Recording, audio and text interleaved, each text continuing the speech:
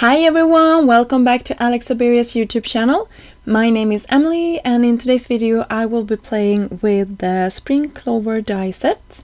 This is a great set. It takes very little effort to put these clovers together. All you have to do is follow the guide on the back of the packaging. I briefly or shortly showed you it here on screen. So I'm just using that as a reference when I'm putting my clovers together. I'm doing my clovers in pink for today's project, but you can definitely mix this up, and I will have another video coming out where I am creating with watercolors and this set. But I will be out in a couple of weeks, so stay tuned for that one as well.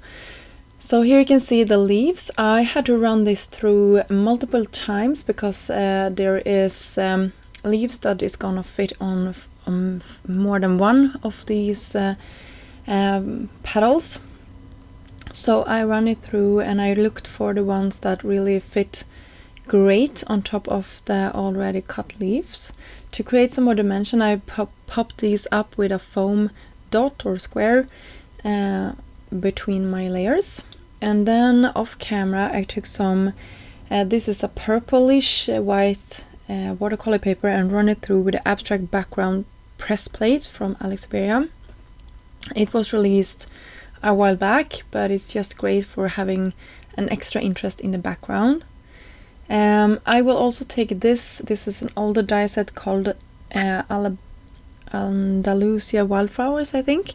It has this leaf shape. You can see I cut it out of vellum, and I will sort of tuck it around my card to get some more dimension and interest to this card. So I just cut it a bunch of times and trying to figure out exactly where I want them to go. And for my sentiment, I will just attach it on top of my leaves, and I would say just a note. And this is also from the new, I think, basic set. I will have links down below for all of the products that I used in today's video, so go check that out. But I just cut it out of some gold cardstock and I think it fit perfectly. And I was obsessed with these gold bubbles when I created my projects a while back. So I had them on my desk and I sort of grabbed them and scattered them around both of my cards. So for my second card, I wanted to keep it more, it's an A2 card. The other one I should have mentioned is a little bit larger, but this one I will keep a little bit more clean. So I did some dry embossing with Charming Flora cover die, and then I will just attach it with some liquid glue on top of a standard A2 size card base. And you can see the card base itself is cream colored. I just love that. With that starking white panel, I think it's just gorgeous. And for bringing these flowers to life, I wanted some dimension between our background and the flower itself. So I just used some more of those foam squares. And you can see I had a panel there as I used as a guide, just to know exactly where I wanted all of my things to go on top of my card. So that is really helpful. You can also use present seal or some other low-tech adhesive to keep them all together. I showed that for my first card, but even though I used that technique, you can see I'm fiddling around quite a lot before I get my flowers to be in the perfect position.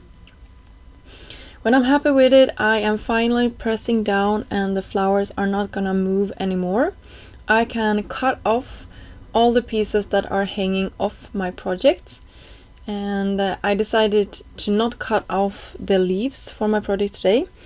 You could also do that if you like. So here is a close-up of our two finished projects. I hope you got inspired to create something with a new Spring Clover die set. I will be back soon with some more inspiration. Thank you so much for stopping by today.